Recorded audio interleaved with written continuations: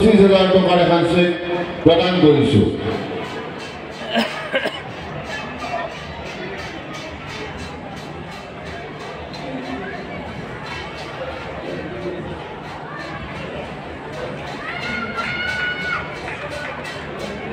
মীৰা বিশ্বাস শ্ৰেষ্ঠ অভিনেত্ৰী বঁটা লাভ কৰিছিলে মহাময়ী অভিনেত্ৰী প্ৰাঞ্জনা দত্ত।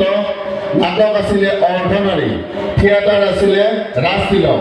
মই অভিনেত্ৰী মহোদয়াক আমাৰ মঞ্চলৈ আহি তেখেতৰ বঁটা গ্ৰহণ কৰিবলৈ অনুৰোধ জনাইছোঁ।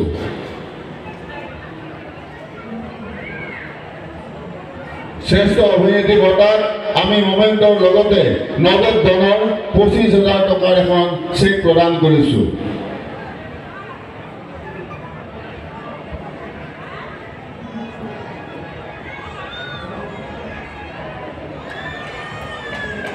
এয়া প্ৰাঞ্জনা দত্ত ডাঙৰীয়ানী। দেৱদাস সুৱৰ্ণী শ্ৰেষ্ঠ সহ অভিনেতা বঁটা লাভ কৰিছে নৱজ্যোতি কাশ্যপ। নাটক আছিল মোৰ কেঁচুৱাই কান্দিছে, থিয়েটাৰ আছিলে সূৰ্য। মই মাননীয় নৱজ্যোতি কাশ্যপ ডাঙৰীয়াক বঁটা গ্ৰহণ কৰিবলৈ মই অনুৰোধ জনাইছোঁ।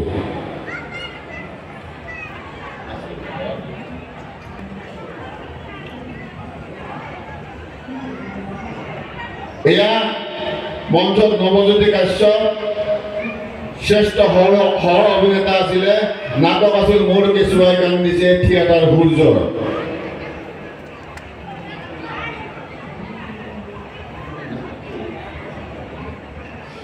প্ৰণৱ শৰ্মা সুৱৰ্ণী শ্ৰেষ্ঠ সহ অভিনেত্ৰী বঁটা লাভ কৰিছিলে কাজল শৰ্মা। নাটক আছিলে হাত আৰু থিয়েটাৰ আছিলে বৰদৈচিত থিয়েটাৰ।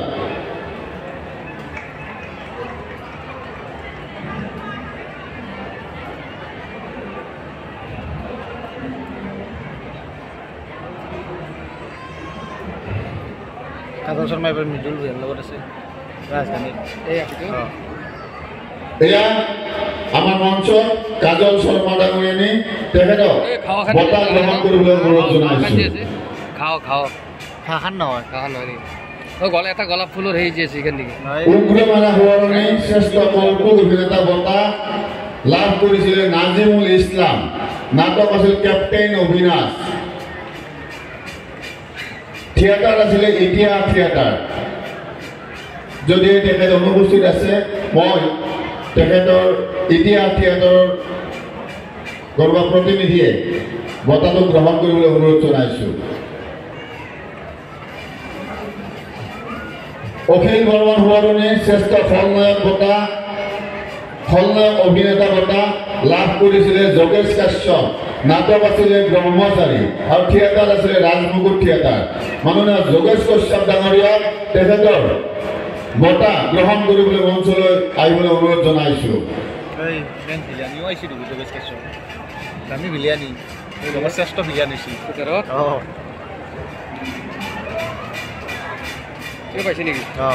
এয়া যোগেশ কাশ্যপ ডাঙৰীয়া আমাৰ মঞ্চৰ পৰা তেখেতে বঁটা গ্ৰহণ কৰি আছে। গোবিন্দ হালৈ সুৱৰ্ণী শ্ৰেষ্ঠ নৃত্যশিল্পী বঁটা সমন্বয় হেতু নাটিকাৰ নৃত্য শিল্পীসকলে পাইছিলে। থিয়েটাৰ আছিলে লুইতপুৰীয়া। মই লুইতপুৰীয়া থিয়েটাৰৰ প্ৰযোজক ডাঙৰীয়াক তেখেতৰ বঁটা গ্ৰহণ কৰিবলৈ অনুৰোধ জনাইছোঁ।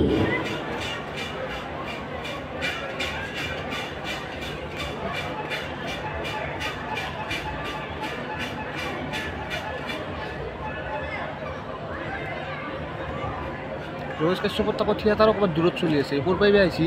এয়া লুইতপুৰীয়া থিয়েটাৰৰ প্ৰযোজক ডাঙৰীয়া ছুটি লৈছে নেকি? জীৱেশ্বৰ ডেকা সুৱৰ্ণী শ্ৰেষ্ঠ শৃংখলাবদ্ধ দল আছে। থিয়েটাৰ আছিলে হেঙুল থিয়েটাৰ। মই হেঙুল থিয়েটাৰৰ প্ৰযোজক ডাঙৰীয়া তেখেতৰ বঁটা গ্ৰহণ কৰিবলৈ মই অনুৰোধ জনাইছোঁ। আমি প্ৰতিটো বঁটাৰ লগতে নগদ ধনৰ ব্যৱস্থাপনা কৰিছোঁ। আপোনালোকৰ খামটোৰ জৰিয়তে চেক এখন দিছোঁ।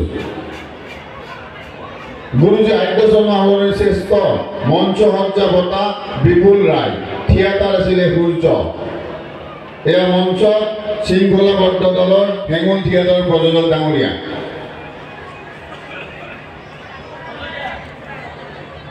এইটো হেঙুলৰ মালিক এইটোৱে সংকল্প জ্যোতি হাজৰিকা বিপুল ৰায় ডাঙৰীয়া চাগে নাই উত্তৰটা গৰীব মানুহ গৰীব মানুহ এইগিলা আহিছে এয়া শ্ৰেষ্ঠ মঞ্চ সজ্জা বঁটা প্ৰাপক বিপুল ৰায় ডাঙৰীয়া আমাৰ মাজত উপস্থিত হৈছে তেখেতক বঁটা গ্ৰহণ কৰিবলৈ অনুৰোধ জনাইছো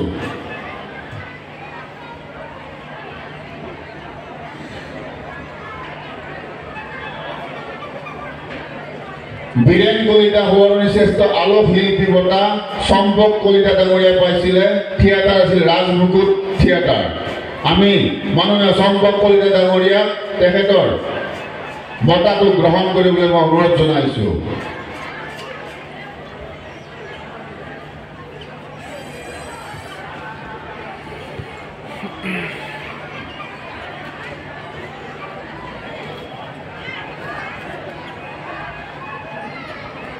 এয়া আলোক শিল্পী সম্পক কলিতা আমাৰ মাজত বঁটা গ্ৰহণ কৰিছে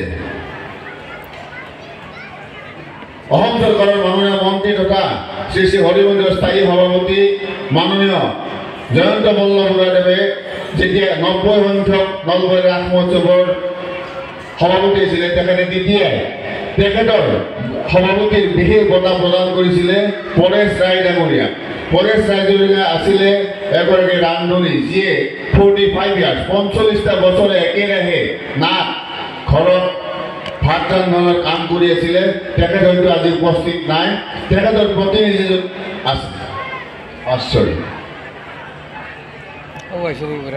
এয়া নাটকৰ আঁৰৰ মানুহ পৰেশ ৰয় যিয়ে হয়তো কোনোকালেই দেখা নাপায় 45টা বছৰে একেৰাহে নাটকৰ অভিনেতা অভিনেত্ৰীক খানা খুৱাই থাকে হয়তো 45টা বছৰে অভিনয় কৰি নাথাকে বহুতে কিন্তু 45টা বছৰে এখেতে ভাত ৰন্ধাৰ কাম কৰি আছিলে